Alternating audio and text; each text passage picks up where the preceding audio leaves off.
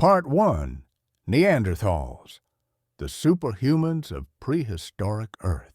Out of all the human species that have ever walked the Earth, there's something about the Neanderthals that continues to fascinate us.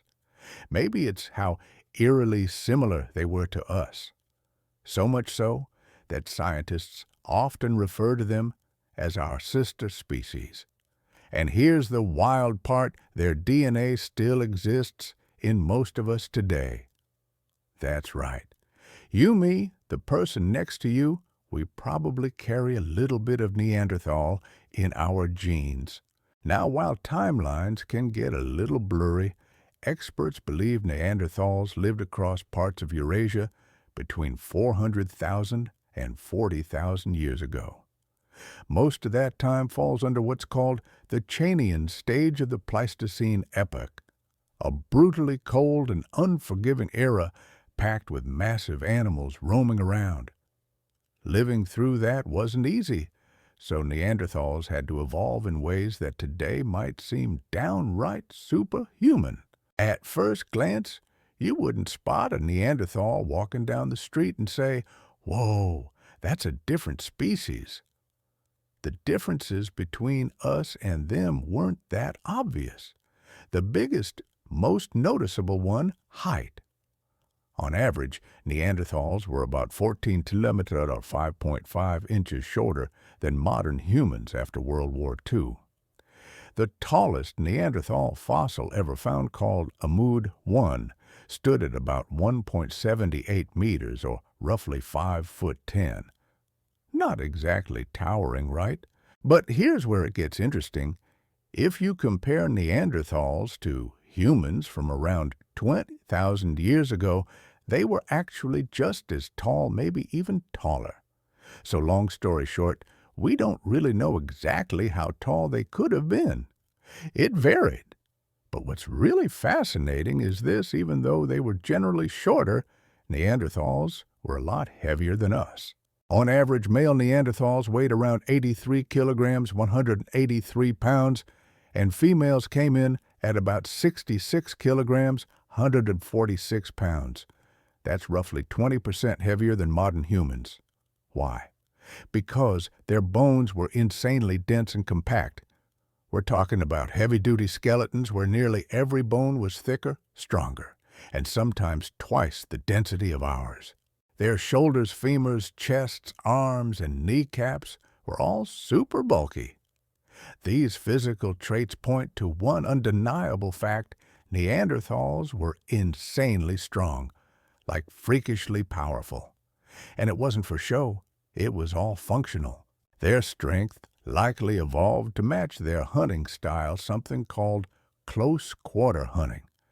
That means they didn't sit around with bows and arrows from a distance.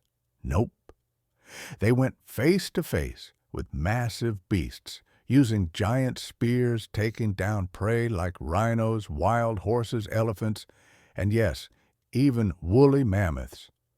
These mammoths were about the size of African bush elephants and had thick coats of fur, making them even harder to kill. And speaking of African bush elephants, let's pause for a second. They're now endangered, just like woolly mammoths were before they vanished. In fact, within just 3 generations, we've lost 50% of the global African bush elephant population. As someone who makes videos about extinct species, let me tell you, I'd prefer not to have more content if it means another animal gets wiped out. That's why I'm excited to tell you about something different. I've partnered with a group called Planet Wild. It's like crowdfunding for nature conservation. Every month, your membership helps fund a different on-the-ground project somewhere in the world. One project that really caught my attention is their elephant conservation program in Tanzania. Just like elsewhere, elephant populations in Tanzania have dropped dramatically since the 1970s. And now, farmers are expanding their land right into elephant territory and migration routes. This has led to more dead elephants and more human-elephant conflict. But here's where it gets cool. Planet Wild and their partner organization Wild Survivors found an unexpected solution: bees. Yep, bees. They're building bee fences, literal fences lined with beehives to create a natural barrier that elephants are too scared to cross. It's genius. No violence, no electric shock, just nature helping nature. And that's just one of the many conservation projects Planet Wild supports. Like I said, there's a new one every single month. They're also 100% transparent about how funds are used. They even post YouTube videos showing how much was donated and exactly where it went. No shady stuff. I've already signed up myself, and I think it's an awesome way to get involved in real-world change. If you care about nature, I seriously recommend checking them out. You can donate as much or as little as you want. Every dollar helps. And listen, for the first 150 people who sign up using my code, I'm covering the first month for free. Just scan the QR code on the screen, use my code EXTINCT10, or click the link in the description or pinned comment. You can cancel any time if you change your mind. And if you want to know more about that bee fence project, I've linked a full video down below. Part 2. Popeye arms and bone-shattering battles inside the brutal world of Neanderthals. So we already know that Neanderthals were built like tanks, shorter, yes, but stockier and way heavier than modern humans. But it doesn't stop there. Their physical power was off the charts, and a big part of that came from their daily life, specifically their hunting style. Neanderthals didn't just throw spears from a distance. No, these people got right up close with massive animals. And they weren't hunting rabbits or squirrels either. We're talking about megafauna giant creatures like mammoths, wild cattle, and prehistoric horses. That meant they had to be strong enough not just to stab, but to actually hold their ground in direct confrontations. And this is where things get even more wild. Many researchers believe that Neanderthals' famously bulky arms, those Popeye arms you hear about, actually came from using heavy spears on a regular basis. That repeated motion of driving a spear into large animals. Over time, it reshaped their entire upper body. Think of it as prehistoric strength training every single day. But muscle alone doesn't explain their insane strength. Some studies suggest that Neanderthals were naturally loaded with more hormones than we are today. Higher testosterone levels. Maybe, but whatever the exact chemistry was, it resulted in more muscle mass, thicker bones, and the ability to pull off feats that would sound impossible for Homo sapiens. How impossible? Try this. Researchers believe a Neanderthal could carry up to 27 kilograms or 60 pounds of raw meat over distances of 30 kilometers. That's about 18.5 miles. For reference, that's the same as doing 138 laps around a standard soccer field while carrying a small child made of steak on your back. Thanks to their massive chests, wide shoulders, and tree-trunk arms, Neanderthals would have been excellent wrestlers, brawlers, and powerlifters. One estimate claims that an average male Neanderthal could probably bench press around 200 kilograms, 440 pounds, and that's without any modern gym equipment or supplements. For females, the numbers are also impressive, around 160 kilograms, 350 pounds. Just for context, 2/3 of that would put you in the elite tier for strength training today. So yeah, Neanderthals weren't just tough, they were next-level tough. But it wasn't just power. Their compact, heavy-set bodies made them incredibly durable too. Like, really durable. Imagine falling out of a tree or getting stomped by a mammoth and just shaking it off. In fact, studies on Neanderthal skeletons show something absolutely insane. Up to 94% of them show signs of serious trauma, fractures, injuries, even amputations that later healed completely. These weren't paper cuts. We're talking blunt force fractures, shattered bones, and mangled joints. And they survived. One of the most extreme examples involves an elderly Neanderthal male. This guy had lost his entire right arm, had a smashed left collarbone, was blinded in one eye from facial trauma, and his ears were so damaged that bone grew over the ear canals, making him completely deaf. And yet, he kept going. That's real-life survival on hard mode. Where did all these injuries come from? Well, three main places. Their aggressive hunting tactics, interpersonal violence. Yeah, they fought each other. And probably most terrifying, animal attacks. In fact, a large study found that 74% of Neanderthal skeletons showed signs of surviving violent animal encounters. And we're not just talking wolves here. 21% had scars from big cats, like saber-toothed tigers, 17% from wolf attacks, and a whopping 36% from bears. Now here's the kicker. Most scientists don't believe these injuries came from predators attacking Neanderthals. Nope. They think it was the other way around. The animals were defending themselves because the Neanderthals were attacking them first. Savage, right. But even skin-deep Neanderthals weren't like us. Genetic studies show that their skin, nails, and hair were thicker and tougher, probably as a defense mechanism. That extra layer of biological armor would have helped them survive harsh climates, repeated impacts, and the freezing cold. Their joints were huge, too, giving them a range of motion that most modern humans can only dream of. Think gymnasts meet strongmen, and their hands, while not necessarily larger, were just different.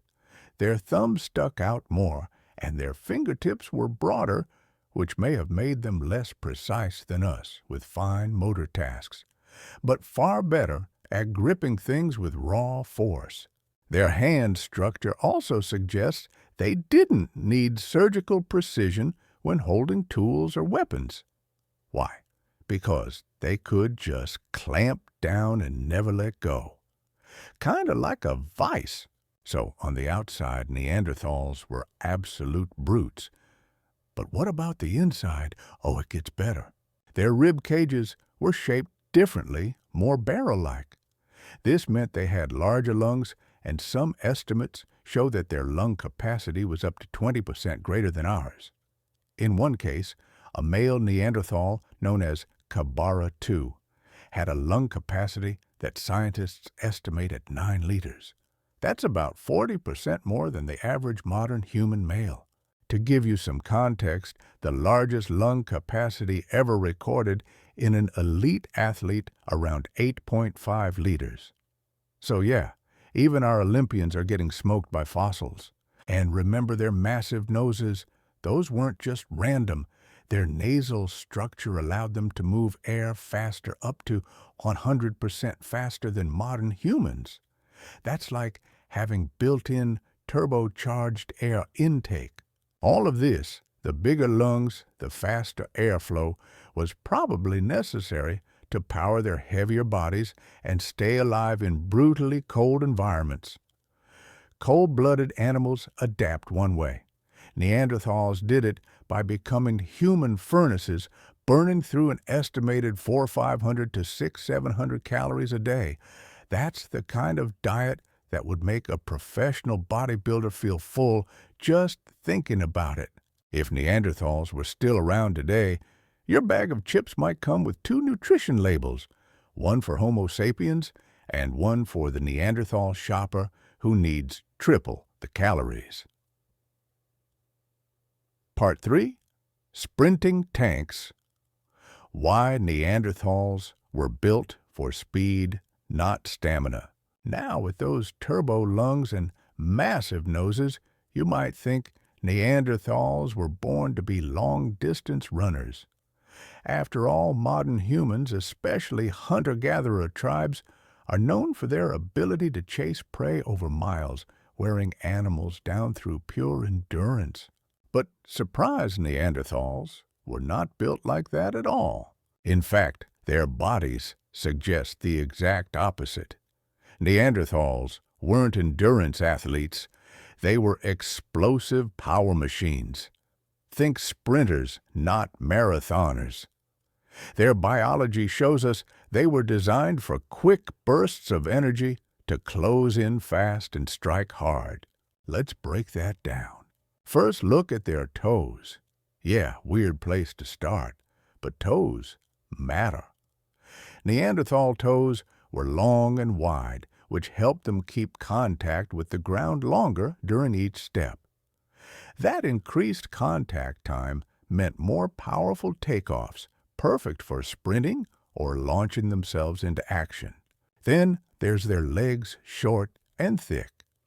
In contrast, endurance runners usually have longer legs to get more distance per stride. But Neanderthals didn't evolve for distance. They evolved to explode forward and overpower their target in close quarters. Even their Achilles tendons were different. In modern endurance runners, the Achilles is usually short, thick, and stiff, which helps store energy like a spring.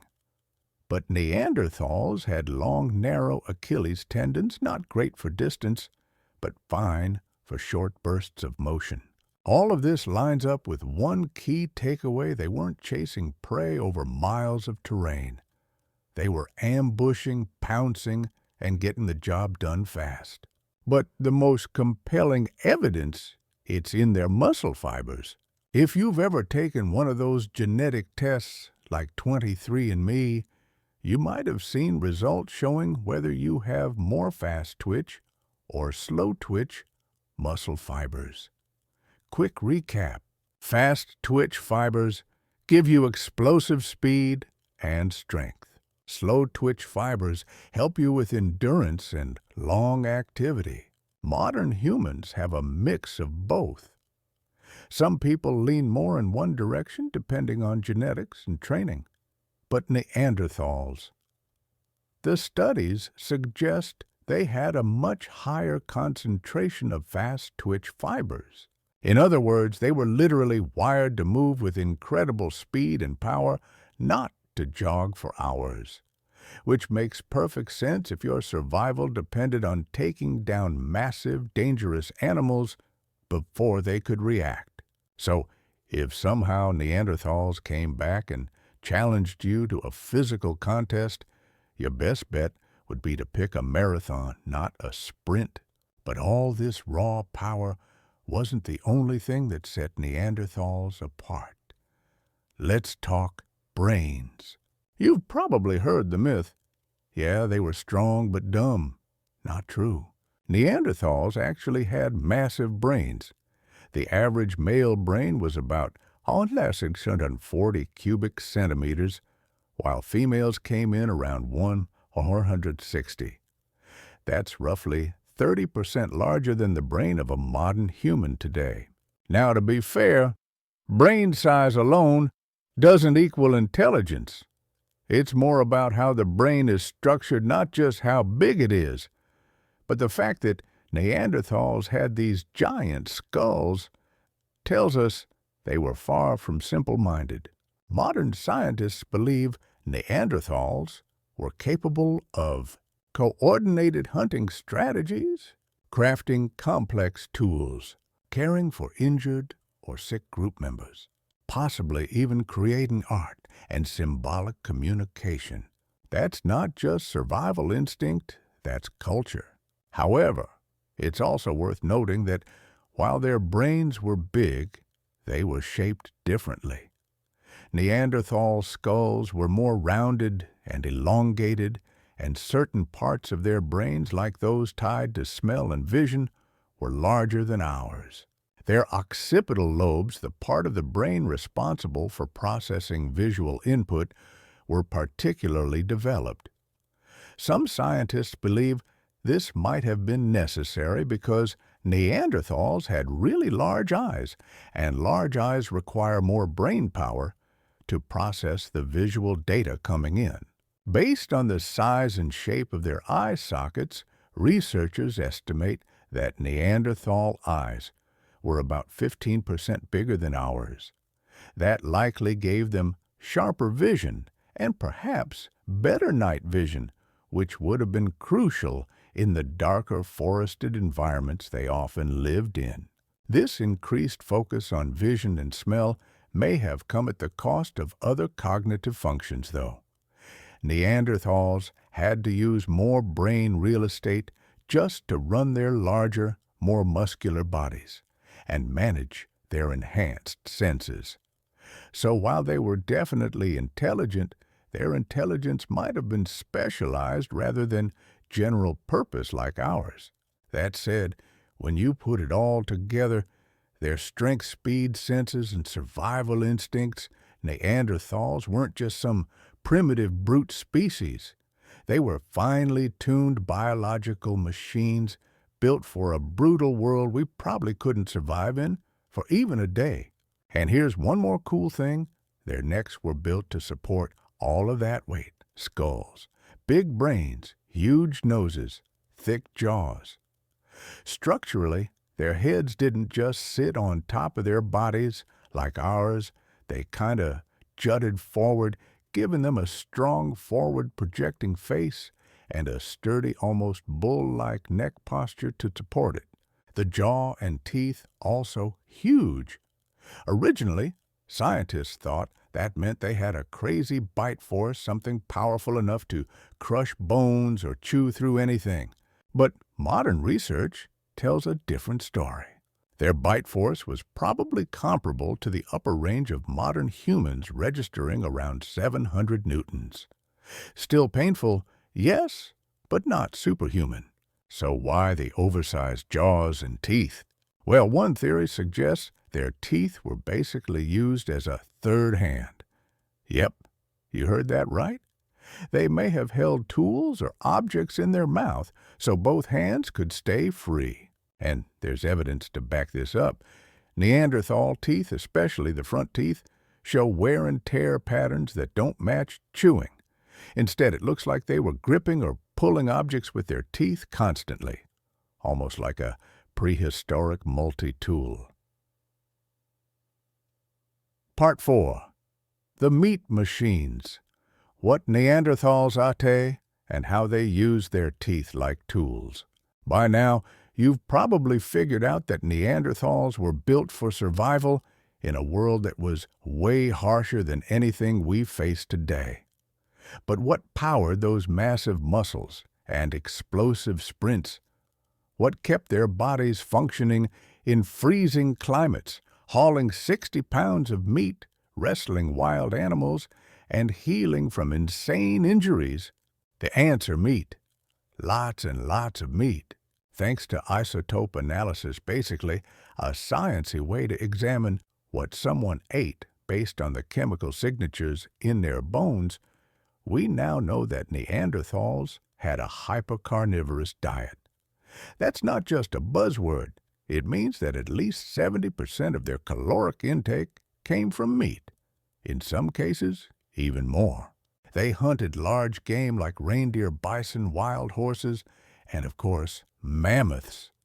And because of how many calories they burned daily, somewhere between 400-500 and 600-700 a day, they needed massive quantities of high-energy food just to stay alive. Think about it. That's the equivalent of eating 2 or 3 Big Macs per meal 5 or 6 times a day, and then still needing a snack after. If Neanderthals were alive today, modern nutrition labels might come with 2 sets of data, one for humans and one for if you're a Neanderthal. But here's where things get even more interesting. Their teeth, especially those big, strong front teeth, weren't just for chewing through meat. As we touched on in Part 3, Neanderthals may have used their mouths like a third hand. Researchers believe they held tools or animal hides between their teeth while using both hands for tasks like scraping fur, cutting meat, or crafting spears. And there's physical evidence to support this idea. Their incisors and canines show wear patterns that don't match typical chewing. Instead, they have horizontal striations, the kind you'd expect if someone was constantly biting or clamping onto non-food objects. What's wild is that this kind of wear is unique to Neanderthals. We don't see the same thing in Homo sapiens fossils. So, while we use tool belts and workbenches today, Neanderthals may have used their own mouths to hold gear. Now back to their meat-heavy diet. One of the reasons they needed so much meat was because of their metabolic rate. Cold weather species, including modern Arctic animals, often evolve a higher metabolism to compensate for heat loss. Neanderthals were no exception, and with higher metabolism comes higher food demands. That's why their bodies, from the inside out, were so intensely geared toward calorie extraction. They weren't snacking on fruit and nuts all day.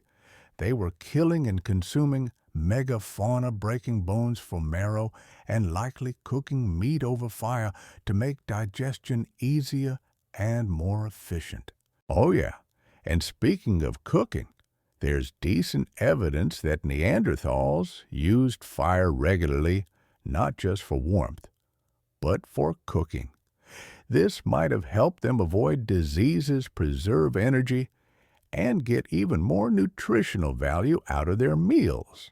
So what happens if you mix a meat-heavy diet, giant lungs, crazy muscle mass, and a brain that's fine-tuned for survival? You get a species that was adapted perfectly to its niche, the Ice Age hunter-gatherer world.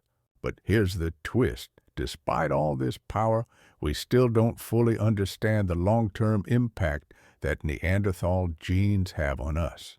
Like I mentioned earlier, most modern humans, especially those of European or Asian descent, carry between 1% and 4% Neanderthal DNA. That's not enough to make you suddenly crave raw mammoth steak or bench press a small car, but it's enough to raise some questions. What exactly do we inherit from them? Do we get any of their physical traits, or is it just genetic noise? Well, the truth is, it's complicated. Most studies so far show that Neanderthal DNA has only subtle effects on modern humans. You're not going to see someone walking down the street with a huge brow ridge and think, "Whoa, there goes a Neanderthal descendant." But there are some interesting patterns. For example, some people may inherit thicker hair or skin or slightly stronger immune responses. There are even genetic variants tied to how we process fat, respond to UV light, and possibly even our risk of depression or addiction. All potentially linked to ancient Neanderthal traits that once helped them survive but might not work so well in the modern world. Here's the catch, though. Different studies say different things, and some of them directly contradict each other. One paper might say, "Hey, this Neanderthal gene helps with metabolism." Then another says, "Actually, it increases your risk of obesity." So there's still a lot of disagreement about how much impact Neanderthal DNA really has. What scientists do agree on is this: the traits we've inherited are mostly internal. You probably won't notice them by looking in the mirror, but your immune system, hormonal balance, or even sleep patterns might still carry faint echoes of your Ice Age cousins. And that's kind of amazing, right? Even though Neanderthals went extinct around 40,000 years ago, their legacy is still literally inside us. They shaped our biology, helped early humans adapt to new climates, and even made us tougher in some weird, subtle ways. They weren't monsters. They weren't dumb cavemen. They were intelligent, resilient survivors engineered by evolution to thrive in an unforgiving world, and they almost made it. Part 5, The Final Days, How Neanderthals Vanished and What They Left Behind. So, we've covered how Neanderthals were physically dominant, had freakishly large lungs, powerful arms, and a meat-based diet that fueled their tough existence. They were smart, strong, and surprisingly resourceful. So now comes the big question.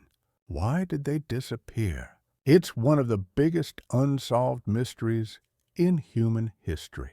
Neanderthals thrived for hundreds of thousands of years.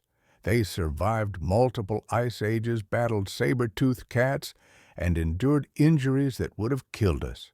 But around 40,000 years ago, they were gone, just like that.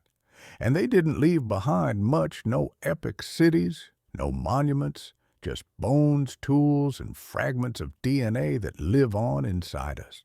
So, what happened? There are a few major theories, and honestly, it was probably a combination of all of them. Theory 1, climate change. The first culprit, the climate itself. As the Ice Age began to shift, the environment changed dramatically. Forests turned into open grasslands. Cold-adapted prey like mammoths started to vanish, and the new animals that replaced them were faster, more agile, and harder to hunt. Neanderthals were perfectly adapted for the cold.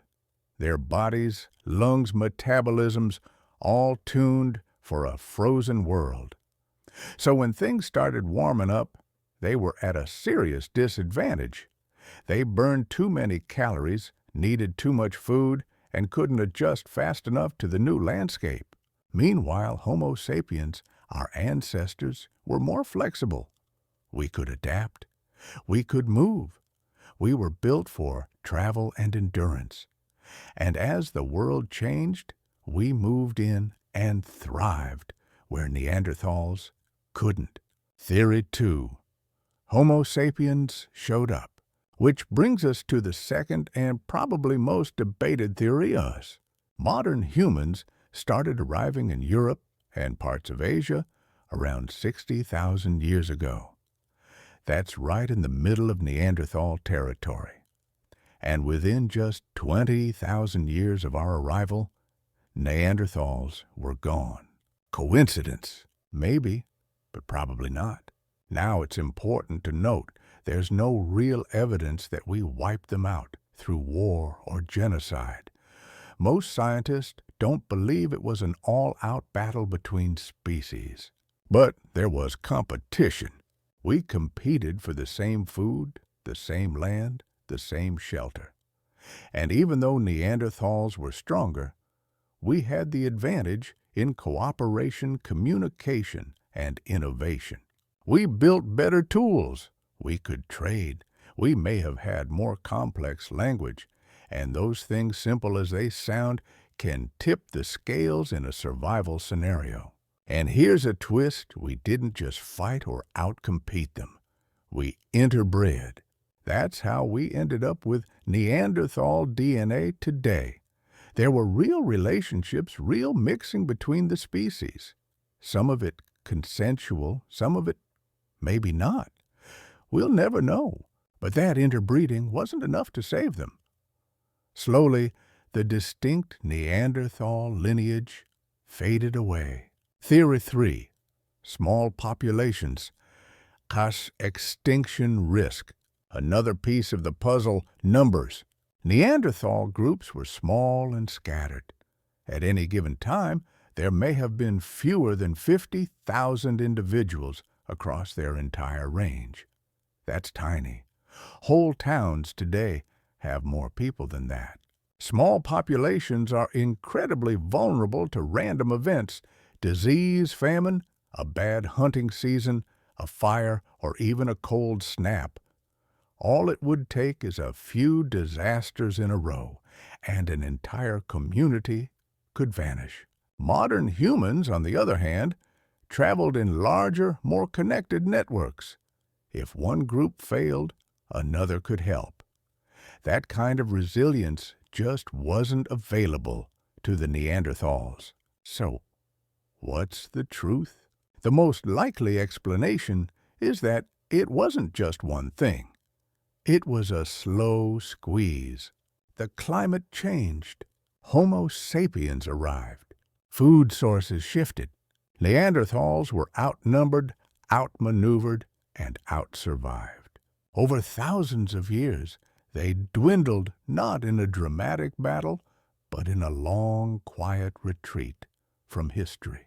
And yet, they didn't vanish completely. They left something behind inside us. Every time you sprint, lift something heavy, or grow a little extra chest hair, in the winter, there's a chance some of that is thanks to your Neanderthal ancestors. And more than just biology, they left behind lessons about how hard life used to be, about what humans are capable of under pressure, and about how even the strongest species can fade away when the world changes too fast. Their story is a reminder that strength alone isn't always enough. It's about adaptability, community, and resilience. And maybe, just maybe, it's also a reminder to appreciate the things that make us human today, because we didn't get here on our own. We got here because of everyone who came before us, even the ones with big jaws, barrel chests, and a mouth full of mammoth jerky. Thanks for watching. If you enjoyed this deep dive into our ancient relatives, hit that like button, subscribe for more weird and wonderful history, and let me know in the comments, what do you think happened to the Neanderthals? Until next time, stay curious, and don't forget, there's a little bit of Neanderthal in all of us.